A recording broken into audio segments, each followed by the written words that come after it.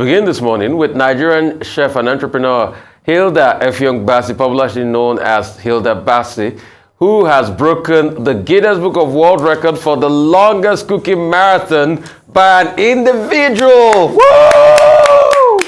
This is coming after the chef hit the 85-hour mark this Monday morning with less than 3 hours remaining to set a new world record. Hilda, 27, broke the record after she surpassed Indian chef Lata Tandon, who set a Guinness World Record for cooking for 87 hours and 45 minutes non-stop in 2019 to become the new Guinness Book of World Record holder on Monday, May 15 at 7:45 a.m. All right, the Akwa Ibom state-born chef started cooking at the 11th of May, and she says to cook for 96 hours to get a new record. The cooking project, she's tagged Cookathon, which garnered the support of many Nigerians, including politicians and celebrities. Goodness me, a lot to chat about. A good one for Nigeria. We're all excited. I am so happy that we're starting off today and starting off the week with this fantastic story of a Nigerian who believes that she can, and she did. Yes. So I had the opportunity and privilege, I must say, to have watched her live broadcast when she hit or broke the record and got to 88 minutes. It's 7 minutes, 46 seconds actually, because once she hit it, and I had tears in my eyes, as with her and other people who were watching, because we had been following the story. She's been cooking non-stop on her feet for 4 days. Now, the rule of the game is that she has to cook non-stop with only a maximum of 5 minutes break in an hour, or cumulatively 1 hour in 12 hours. And so what she had done is that she had been resilient. She had a dream. You know, there's some dreams that you pursue that you don't know how deep it will be until you start it. The Guinness World Record was held by Indian chef Tata London. And as you mentioned, 87 hours, 45 minutes was her record. Hilda has now surpassed that and is gone in for 94 hours to not just beat Chef London's record, but to set her own record. And through sleepless nights, through an army and a massive turnout of Nigerians, and I think there's some lessons to learn here or to pick from here. Number one is that Nigerians are truly supportive people. Say what you may, that's probably why we were the first country to win the happiest country in the world, because we know how to support our own. So when we talk about the negatives, we must spotlight the positives, and that's why I'm really glad that we're talking about this morning. That this woman, this young woman, decided to take on this dream, and beyond that, she's standing on the shoulders of Nigerians who have come out in their numbers to support her. Kudos to the Lagos State Governor, His Excellency Babajide Sanwo-Olu, who showed up in person yesterday. The Vice President, His Excellency, Professor Yemi Osinbajo, called her, gave her a phone call yesterday. And these kinds of cheers were enough to boost her to keep on going. She's had leg cramps. She's had, checks by by doctors to ensure that she's physically fit to do this. And this is just massive. And kudos to all the celebrities who've come out to lend their voices. They had a church service for her there yesterday. People came out in their numbers. And this is just to say that when it comes to supporting our own, Nigerians are number one. She has surpassed the world record. We are grateful for that, and we trust that she will set her own record in due season. Hilda Bassi, Effiong, aka Hilda Bassi, we are incredibly proud of you. Arise News is cheering you on, and we're supporting you to get to that 94 hours that you want to. Congratulations. I mean, very, very lovely one there. Dr. Bati? Well, congratulations to Hilda Effiong Bassi. Many Nigerians did not sleep throughout the night. It was raining. Nigerians were out there at the Amore Garden fields in Lekki, where the Guinness Cookathon event took place. And many celebrities showed up, including the governor, including Keita Shaw, including Tiwa Savage, including Eniolua, including Debola Williams, and other superstars, in Nollywood, who went there. White garment churches, in fact, went there and held a vigil to propel her to victory. Now, this morning, she was able to break the record, and she's still at it. This, record she has broken was last held in 2019 by a lady called Lata Tandon, an Indian. And then, of course, she even wants to go further.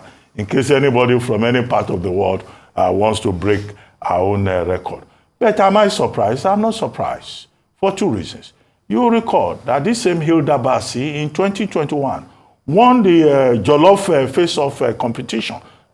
She's an expert in the cooking of jollof rice. Smoked jollof. Yes, jollof rice. Jollof. In 2021, she was an expert there. So this is the jollof rice spirit that she has brought to the fore. So anybody who thinks that jollof rice is a joke, this is a practical demonstration of the supremacy of Nigerian jollof rice.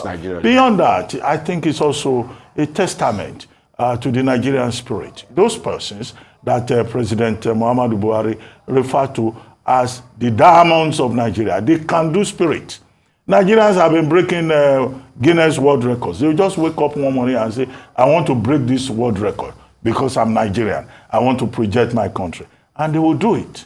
And there are many Guinness World Records that Nigerians have been able to beat, including the one by even Rema, as the most successful song, in world records. So we have these diamonds.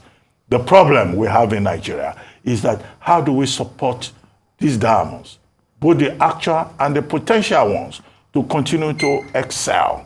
So now we're talking about Hilda Bassi, probably popularly known as Hilda Bassi. There are many, many more diamonds out there. Imagine what the Nigerian population can do if they have the right kind of encouragement. But however, it is important that Hilda Bassi, was supported overnight, despite the rain, despite all the adversities, by Nigerians who refused to sleep. It was raining. Nigerians stayed right there in the rain. They kept hailing on, saying, look, we're behind you. So that shows that beyond religion, beyond ethnicity, beyond elections, Nigerians are one people. They love themselves. Where divisions come in is when it becomes religion. Nobody has spoken about Hilda Bassi's religion. Nobody has spoken about our ethnicity. What has been demonstrated here is that Nigerian spirit. So when it comes to the crunch, and we have seen it now, whether it's in sports, Nigerians come together. When it comes to jollof rice, Nigerians come together. When it comes to cooking, Nigerians come together. They don't know where you come from. They don't want to know your religion. They just want to project their country. That is what the leaders of Nigeria should feed into to build a nation. This is an instance in which Nigerians come together as a nation. In 2021, Hilda Bassi won $5,000 for cooking the most delicious jollof rice. I don't know how much comes with this Guinness World Record, but it's not about money. It's about how she has used her personal skills as a chef to unite, to galvanize, to inspire an entire nation. And these are the kind of people we want to see on the national honors list. Not traditional rulers carrying bulbous garments all over the place and all kinds of useless people who have not served Nigeria in any positive manner. Well, I saw some people going there with coolers, this thing you call coolers, some going with pots. They said they were going there to collect their own portion of the food. Well, I don't know if the food remains. Maybe they should send part of the jollof rice to some of us here. Yes, because we are here. The implications. Because Hilda Bassi should be told that this triumph, why we congratulate her, has implications. Yes. If there is jollof rice and pepper soup remaining, she may send to us. We'll be glad to consume, in celebration with her. But beyond all of this, maybe we too should try an attempt at the Guinness World Record. Yes. We can do this morning show for 24 hours. Yes. And it will be the longest running morning show on television anywhere in the world. I don't know who's up to the task. I'm up to the task. Ayo, you are married. I don't know whether I am ready. husband will release you. I'm up to the task. To do television for 24 hours. But Nigerians should continue to set world records.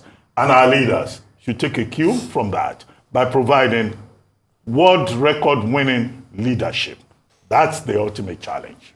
I mean, I'm so happy for Hilda. And Hilda, kudos to you. Woo, woo, woo, woo. That's for you. Because you carry Nigeria on your shoulder. And I'm happy that you have truly shown that Nigerians can be united. You see, the only problem and the blind spot we have is when it comes to politics. This is the same Lagos who, and they say some people are not Lagosians during elections, that they say they should go back to their village. But you can see, yes, I always give stray bullets because the stray bullet I give is the truth. This is the same Lagos that they told some people to go back to their village. You can see the unity of Lagos. You can see the spirit. And I just hope politicians should stop dividing Nigeria because of their own selfish interests. People didn't have to fight because there were no polling units there. They didn't have to steal ballot, but they didn't have to use thugs to beat people there. Everybody came together. But anything that involves politicians, Madaru will enter it. Because they believe in dividing and ruling. And may God use this Hilda story to touch the heart of politicians. Hilda, we're so proud of you. But please, you are not done, Hilda. You are not done because you have not met the target you set for yourself. You told yourself before anybody knew about this that you want to do it for 96 hours. So please keep going until you hit the mark. Don't stop because you are tired. Stop when you are done. And we are rooting for you and we're solidly behind you. But also, it's not today Nigerians have been doing great. I remember what launched our dear dancer, Kafi, international acclaim.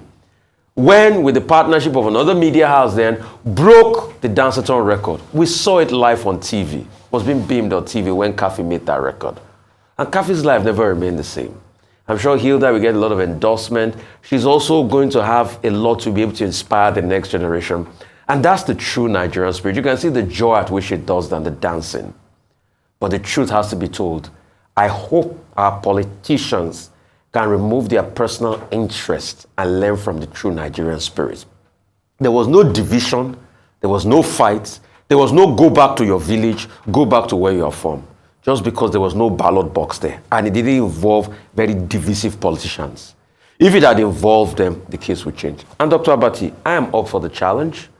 I think the current record for the longest radio show is about 3 or 4 days. Maybe if we can do this non-stop for about 5 days, I'm up for the challenge. You know, our family members, you can prop also up. Ayo too, if you are in. We do this morning show non-stop, 24 hours. Away from my husband for 5 days. Oh, our husband will be here. I hope your in-laws, I hope your in-laws will cooperate. He'll be here. Okay, now to politics. Members of the Stability Group and Group of Nigerian Senators rooting for the election of Godswill Akpabio as the president of the 10th Senate. On Sunday, said Akpabio Obadro leadership ticket is the best for stability of Nigeria.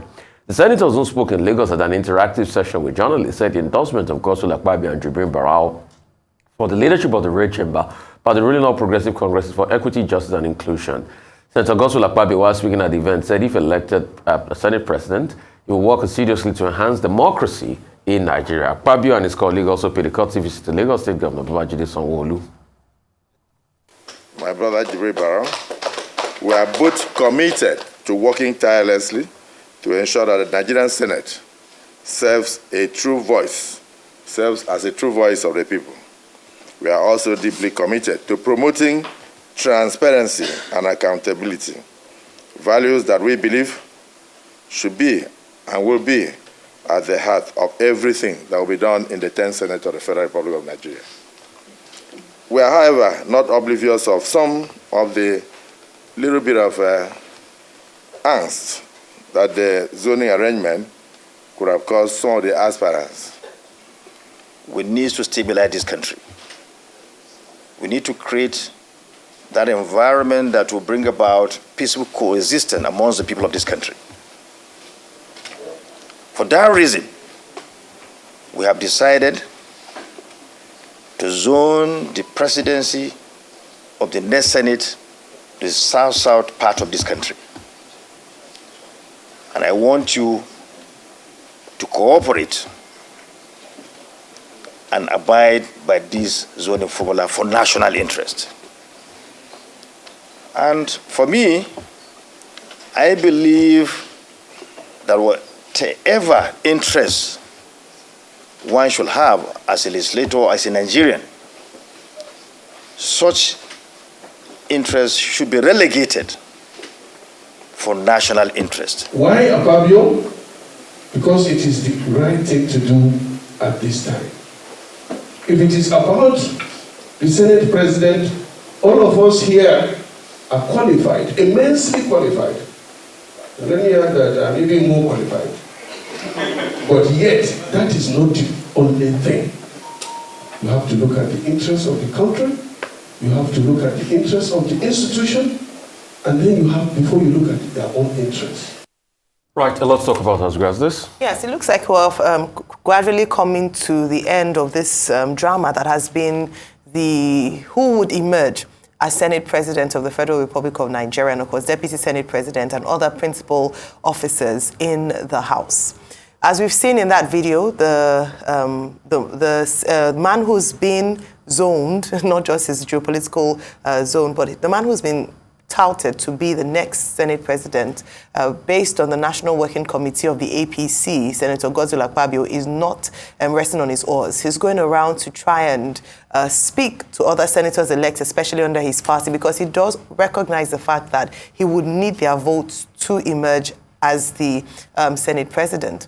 We've talked about this, and last week when we had talked about the chairman of the APC, Senator Abdullahi, saying that they would go back to the drawing board and perhaps they didn't consult with members of their party who are senators-elect in terms of arriving at who will become the Senate President and other principal officers. And so it looks like what they're trying to do now is to have this consultation. And I don't know how, or the impact of the governor of Lagos State's endorsement and other senators in the party, senators-elect in the party who have said that they're standing solidly behind Senator Godswill Akpabio.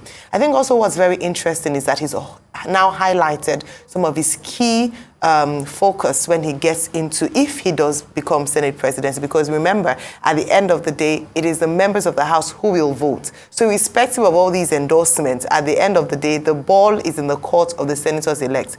And what we have said consistently on this show is that in doing this, they are able to think of the Nigerians that they represent. So a few things. One of the things he had said was that he was going to drive bills that would generate revenue for the nation. I'm hoping that he will look into the largesse that is the remuneration, especially the allowances of senators in the House. These are some of the things that we hope they will address in the 10th Assembly.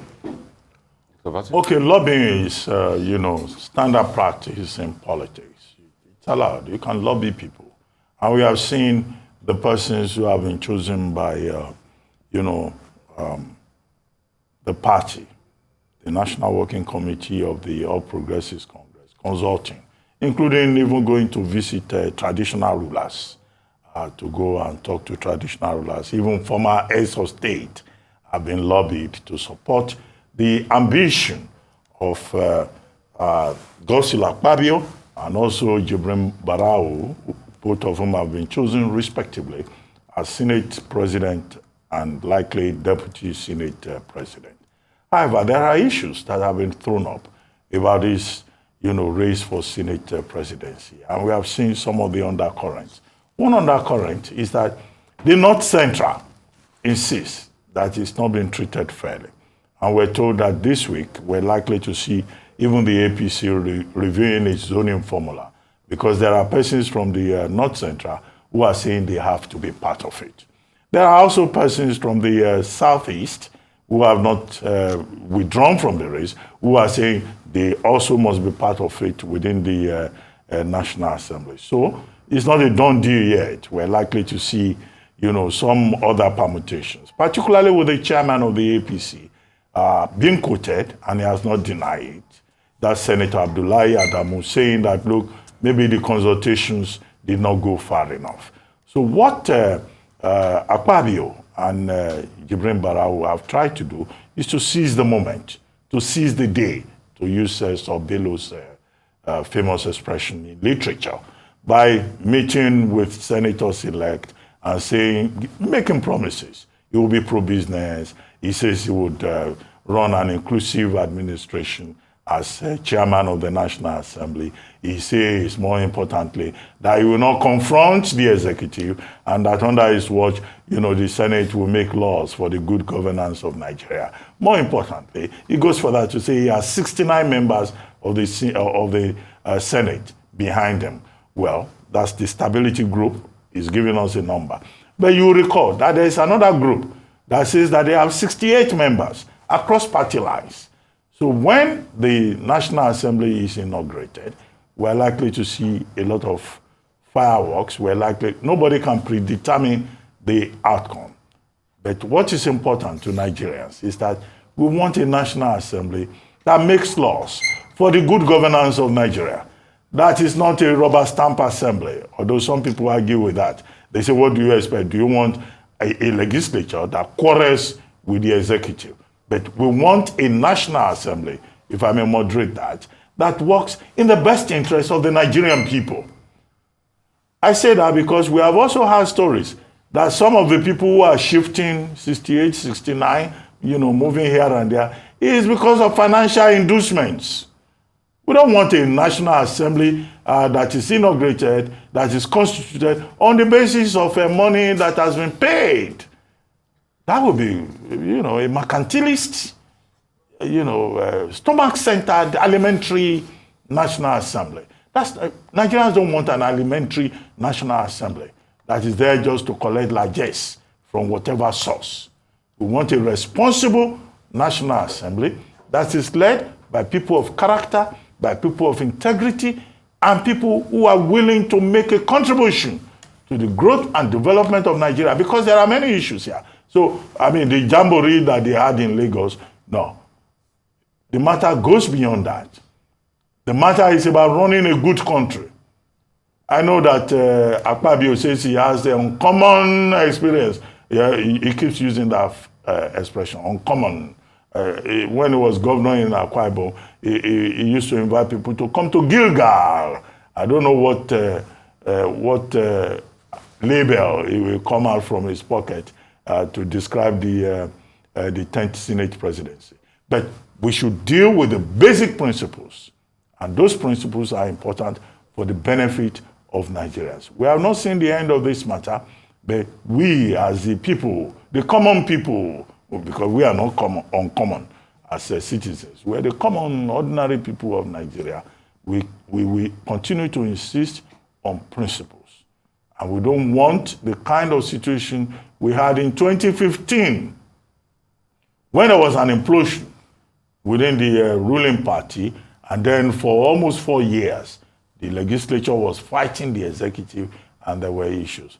But all the people who are ambitious, whether it's Jibrin Barau, or it is Tajuddin Abbas, or it is Godswill Akpabio, well, it's legitimate to be ambitious. But the national interest must be paramount, not the individual ambition of persons. As the APC tries to sort out its issues, as Nigerians continue to witness this conflict between legislative independence, as prescribed in Section 50 of the 1999 Constitution, and this predilection to impose party supremacy on the Constitution of the National Assembly in terms of leadership, then, of course, we have to continue to speak up. All right. Real quickly, I'll just refer quickly to the last story before I talk about the story. Please, in also celebrating Guinness Book of World Record, we should also celebrate academic pursuits. Bio Treasures broke the Guinness Book of World Record for the longest reading aloud marathon. We didn't do a lot for that man. We didn't do a lot of adulation. I think I was probably the only person that put his story out there, got him on TV. But apart from that, we didn't get this euphoria. Let's also celebrate academic pursuits. That's one. Number two, I am not surprised that people are jostling for money in the National Assembly. It goes back to our election process. In a country where people take bank loans to run election, and you think they will not collect money or go to the National Assembly to look for the highest bidder or to be able to give them juicy positions, to be able to align for who becomes speaker? Let's even go ahead and look at the antecedents of people we want to make principal officers. The places they run before, how did they run it? Did they run it well? Did they run it well? We all know the disarray in NDDC today. So let us ask ourselves very poignant questions. But going forward, what we are saying is that people should be able to balance things out for the sake of fairness, equity, and justice. But it looks as though politicians don't ever have fairness in their dictionary. It's whoever who can grab anything stronger. Some people are already pitching the North Central so that Lalong could be able to get position of the SGF. People are asking what becomes of other regions. So everybody is just how quick they can slash and burn and grab for themselves. And it's not today we've even violated zoning arrangements. Remember what happened in the time of Tambawa? We remember what happened in other times. But you see, we can't keep doing what is not right and ensure that all of a sudden it will turn to right. Two wrongs cannot make a right. Where the problem stemmed from was a Muslim candidature of the APC in the first place. And that's why this arrangement has become problematic. But politicians, you know what they want? They always do deals according to the money.